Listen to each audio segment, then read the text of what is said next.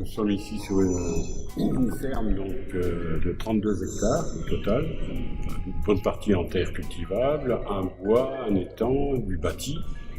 Cette ferme a été achetée en 2010 par la communauté de communes. C'était une exploitation de pommiers, donc que des vergers partout, plantes de pommes, conservation de pommes. Derrière moi, au fond, ce sont des anciennes chambres froides. Et c'était à l'état de friche pratiquement. La communauté de communes a acheté cet ensemble avec la volonté de développer l'agriculture biologique sur le territoire, et donc on l'a transformé petit à petit en espace test agricole.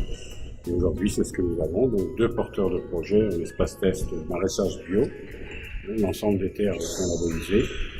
Et puis nous avons aussi un porteur de projet en pépinière végétale locale, graines de bocage, dans sa société, son entreprise qui se développe. Et puis il y a de la place pour mettre encore d'autres porteurs de projets. Toute initiative est recevable. C'est tout un ensemble. Déjà, bon, il a fallu... ça n'a pas été bien difficile, mais il faut quand même le faire valider par le conseil communautaire, l'idée, le principe, les financements. Et puis ensuite, au sein de la communauté, on a eu d'abord une chargée de mission, un ingénieur agronome, et puis ensuite une technicienne agricole, et aujourd'hui en plus une chef de pôle qui gère administrativement tout l'ensemble. Le tout étant regroupé derrière le DEVECO, le développement économique de la communauté de communes, parce que l'agriculture c'est une économie à part entière. Et puis dans ce pôle, donc, il y a à la fois cet espace test, mais également tout le volet insertion sur le territoire de la Concorde. J'en suis le vice-président. Depuis 2010, il y a 2 exploitations importantes qui ont été mises en place en bio. Depuis, nous avons 5 ou 6 porteurs de projets.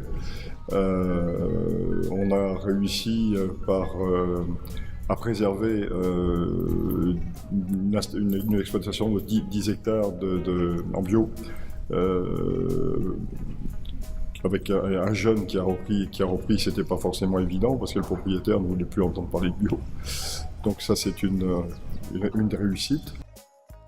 Notre démarche, elle a été exposée, c'est de travailler avec l'outil, enfin la base c'est l'outil Vigifoncier de la SAFER, pour avoir connaissance de toutes les notifications qui sont d'opportunités d'acquisition foncière sur le territoire par le réseau des notaires, et puis de les travailler après individuellement.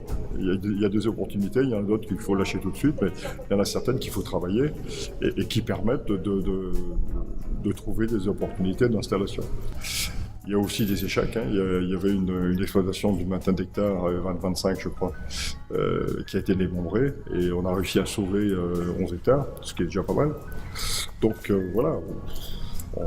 Enfin, c'est une action de tous les jours sur le terrain pour obtenir la confiance des agriculteurs et puis essayer de faire passer le message pour l'installation des jeunes et préserver aussi les bâtiments d'exploitation.